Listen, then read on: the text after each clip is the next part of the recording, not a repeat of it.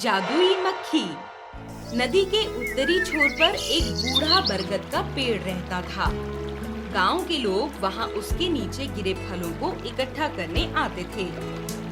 उसी बरगद के पेड़ पर एक मक्खियों की बस्ती थी। कोई बरगद के पत्तों पर राज करता तो कोई उसके तने पर बसेरा करता। इन मक्खियों का आकार सामान्य मक्खी से थोड़ा बड़ा था। और बरगद बाबा, कैसे हैं आप?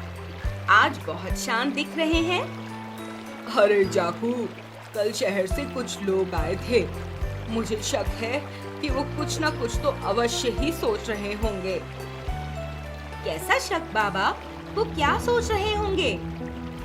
कुछ साल पहले भी ऐसे ही कुछ लोग अचानक आए थे और मेरे दोस्त पीपल के पेड़ को काट कर ले गए।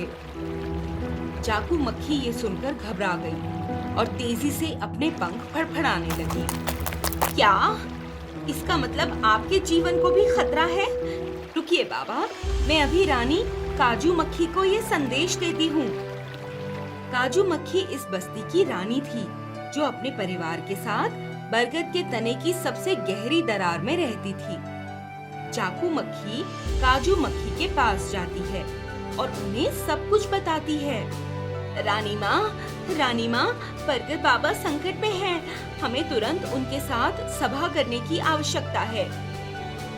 ये सुनते ही काजू मक्खी दरार से निकलकर आई।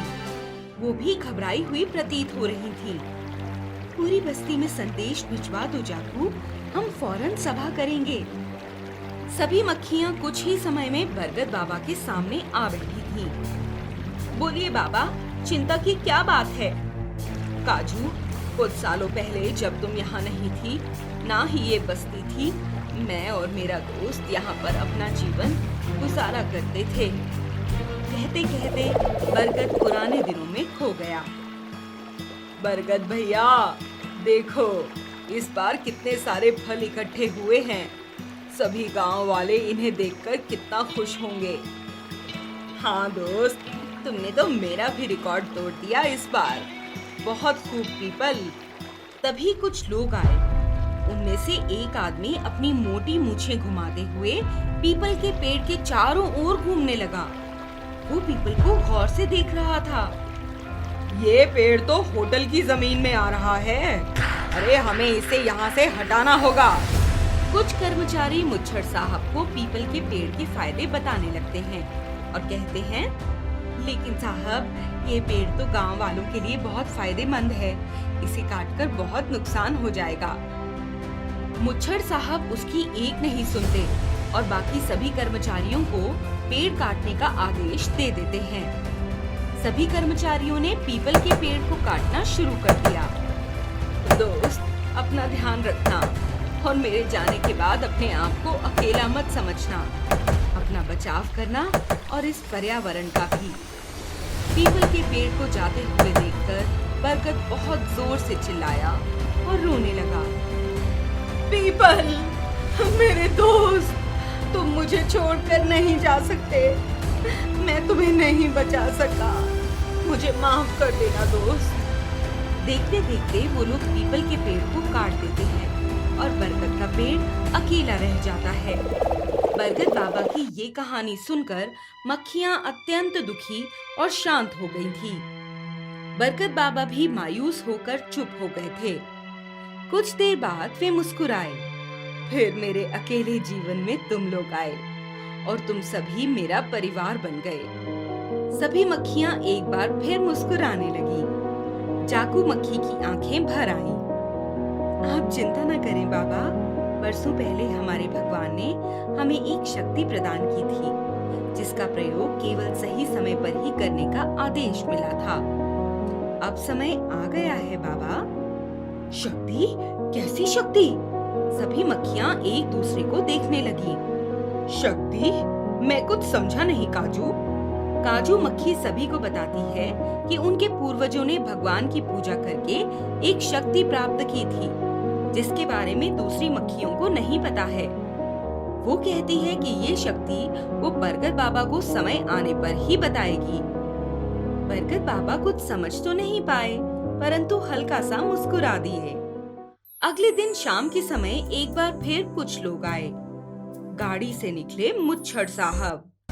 बरगद बाबा उसे देखकर एकदम पहचान गए। उसकी शक्ल तो पहले की तरह ही थी, बस अब मुच्छड़ साहब की मूछें थोड़ी सफेद पड़ गई थी, परंतु आवाज में अब भी वही दम था। रामू, सभी साथियों को लेकर इस पेड़ को काटना शुरू कर दो। आज देर हो गई है, अंधेरा होने वाला है। अरे मेरी शक्ल क्या देख रहे हो? चलो काम पर लग जाओ। रामू बिना कुछ कहे अपने दो साथियों के साथ बरगद के पेड़ की ओर बढ़ने लगा। वो सभी बरगद के पेड़ की तरफ जा ही रहे थे कि अचानक पेड़ से रोशनी बिखेरती मक्खियाँ उनके आसपास दमकने लगी। रामू ये देख हैरान हो गया। ये कैसी मक्खी है? मुझे ये मधुमक्खी तो नहीं लगती। भला ये मक्खी में टॉर्च कैसी? रामू देखो। रामू ने बरगद के पेड़ की दाईं ओर देखा तो पाया कि पीले रंग की रोशनी दमक रही थी और कुछ भी नजर नहीं आ रहा था। रामू और उसके साथियों ने ऐसा गजब नजारा पहले कभी नहीं देखा था। अंधेरा होने को था और ये जगमग रोशनी देखकर रामू और उसके साथियों की आंखें चकाचौंध हो गईं। ये कैसा जादू है रामू? क्या तुमने पहले कभी ऐसा कुछ देखा है? पता नहीं राणा, मैंने तो अपनी जिंदगी में पहले ऐसा कुछ नहीं देखा। चलो चलकर मुच्छड़ साहब को बताएं।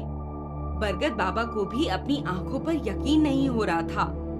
ये सब एक जादू की तरह लग रहा था। मुच्छड़ साहब, मुच्छड़ साहब, जादू, जादू, जादू! क्या हो गया? ऐसे क्यों चीख रहे हो? कैसा जादू? मुच्छड़ साहब गाड़ी से बाहर निकलकर जैसे ही बरगद के पेड़ के ऊपर पूरा पेड़ पीली रोशनी से चमक रहा था। उनका मुंह खुला का खुला रह गया, उनकी आंखें चमक उठी। रुक जाओ, तुमको कोई जादुई पेड़ दिख रहा है? तो देखने को बहुत सारे लोग मेरे बगल में आएंगे। तो रामू, हम इस पेड़ को नहीं काटेंगे। इतना सब कहकर आप एक बार फिर जाकर गाड़ी में बैठ सकते हैं। उनके मन में तो आखिरी बात चल रही थी कि पेड़ से हमें कितना फायदा हो सकता है। रामू और माया कुछ देर पेड़ को जगमगाते हुए देख रहे थे। उन्होंने ऐसा जादुई नजारा कभी नहीं देखा था। तभी पीछे से मुच्छड़ साहब ने हॉर्न बजाया। अब आज रात यहीं गुजारनी है क्या? चलो भी। मुच्छड़ साहब और उनके साथी गाड़ी में बैठकर वहां से चले गए। पूरी रात बरगद बाबा मक्खियों के जादू से दमकते रहे। अगली सुबह एक बार फिर सभा हुई। सभी लोग बहुत खुश थे और एक दूसरे से बात कर रहे थे। तभी बरगद बाबा बोलते हैं, सच सच बताओ, कल जो हुआ वो कैसा जादू था काजू? बाबा, बहुत समय पहले भगवान ने हमें चमकने की शक्ति प्रदान की है, जिससे हम किसी को भी मोहित कर सकते हैं। इस जादू का प्रयोग करने के लिए इससे सही और कोई समय नहीं था बाबा। अरे वाह काजू, अब तुम हमारी बस्ती को रोज ढलते हुए जगमगाया करोगी। हाँ बाबा, तुम्हारी नहीं, हमारी बस्ती। इस नए जन्म पर मैं तुम जादुई मक्खियों को नया नाम देता हूँ। जादुई मक्खी नहीं, अपितु जुगनू। जो जगमग करे वो जुगनू। और तब से जादुई मक्खियों की बस्ती जुगनुओं की बस्ती कहलाने लगी। सभी मक्खियाँ इस नए नाम से बहुत खुश थीं। उन्होंने बरगद बाबा को बचा लिया था। उधर मुच्छड़ साहब को लग रहा था कि उनके होटल के पास एक जादुई पेड़ है और वो उसकी कहानियाँ सभी को सुनाते फिर रहे थे। इसके बाद बरगद बाबा और मक्खियों का साथ कभी नहीं छूटा। मक्खियाँ अक्सर अपनी अनोखी शक्ति से चारों तरफ रोशनी किया करती थी और बरगद बाबा के साथ होटल में आने वाले लोगों का मनोरंजन भी किया करती थी। बहुत समय पहले की बात है। बंग प्रदेश में शिवदास नाम का एक गरीब व्यक्ति निवास करता था, जिसकी 3 पुत्रियां दुर्गा, नीना और मीना और एक पुत्र शंकर भी था। शिवदास जी की सबसे बड़ी बेटी अपनी छोटी बहनों की तुलना में रंग रूप से काली थी, जिसकी वजह से घर से लेकर समाज तक उसे सभी जगहों पर तानों का सामना करना पड़ता था और इसी वजह से वो हमेशा दुखी रहती थी। अपने इस रूप को कोसती रहती थी। हालांकि उसका भाई उसे बहुत प्यार करता था और उसे हमेशा समझाता कि तुम देखने में बिल्कुल भी बुरी नहीं लगती हो। लेकिन उसकी इन बातों का उसकी बड़ी बहन पर कोई असर न पड़ता था। उसका भाई हमेशा सोचा करता कि आखिर मैं ऐसा क्या करूं जिससे मेरी ये बहन खुश हो जाए और अपने रंग रूप को लेकर बिल्कुल भी चिंता ना करे। शिवदास जी की इस पुत्री की उम्र शादी की हो गई थी, परंतु जो भी लड़के वाले उसे देखने आते वो शिवदास जी की अन्य दोनों पुत्रियों से विवाह करने की बात करने लगते, क्योंकि शिवदास जी की ये दोनों पुत्रियां बड़ी पुत्री की तुलना में काफी सुंदर थीं। लेकिन शिवदास जी ये कहकर उन्हें मना कर दिया करते थे कि मैं अपनी बड़ी पुत्री के ब्याह के बिना अपनी छोटी पुत्रियों का ब्याह नहीं कर सकता हूँ। अपने पिता की इन बातों को सुनकर शिवदास जी की दोनों छोटी पुत्रियां अपनी बड़ी बहन को खूब कोसती और ताने मारकर कहती, इसके कारण ही तो हमारा ब्याह भी नहीं हो पाएगा। और अपनी बहनों की ये कटु बातें सुनकर शिवदास जी की बड़ी पुत्री काफी दुखी हो जाती। एक दिन शंकर के बाबा ने उसे कहा, तू जाकर उस अमीर सेठ के घर से सारा कबाड़ उठा कर ले आ। जिंदगी में काम करना भी तो जरूरी है, तभी तो 2 जून की रोटी खा पाएगा। शंकर ने उस अमीर सेठ के घर जाकर सारा कबाड़ ले लिया। कबाड़ लेते वक्त उसकी नजर बर्तनों के साथ शामिल एक चिराग पर पड़ी जो उसे अपनी ओर आकर्षित कर रहा था। तो शंकर ने उस चिराग को अपने पास रखकर बाकी के बर्तन कबाड़ वाले को दे दिए। रास्ते में उसने उस गंदे से चिराग को साफ करने की सोची और साफ करते वक्त उसके हाथों की रगड़ से उस चिराग में से एक बड़ा सा जिन्न प्रकट हुआ।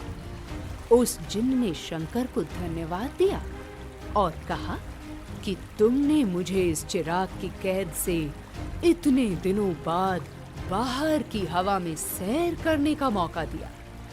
बताओ मेरे दोस्त, तुम्हें क्या चाहिए? लेकिन हाँ, मैं तुम्हारी कोई भी 3 इच्छाएं पूरी करूंगा। हालांकि शंकर को जिन्न की बात पर बिल्कुल भी विश्वास न हो रहा था, फिर भी उसने जिन्न से अपनी पहली इच्छा प्रकट की और कहा, देखो, मेरी बड़ी बहन बहुत बदसूरत है। ऐसा करो कि मेरी बड़ी बहन को रूपवान बना दो। दूसरी इच्छा ये प्रकट की कि समाज और मेरा सारा परिवार मेरी बड़ी बहन से नफरत करना छोड़ दे।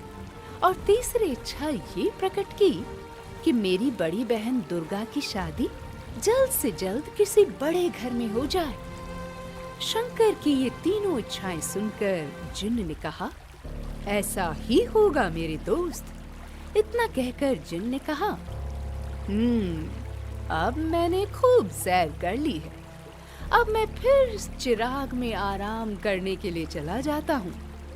उधर घर में बड़ी बहन दुर्गा के रूप में अचानक आए बदलाव से उसकी छोटी बहनें नीना और मीना अचरज में पड़ गई। सोचने लगी, आखिर ये हुआ कैसे? तभी उनका भाई शंकर भी चिराग के साथ घर पहुंच गया। उसने चिराग से निकले जिन्न और अपनी मांगी गई 2 अन्य इच्छाओं की बात भी नीना और मीना को बता दी।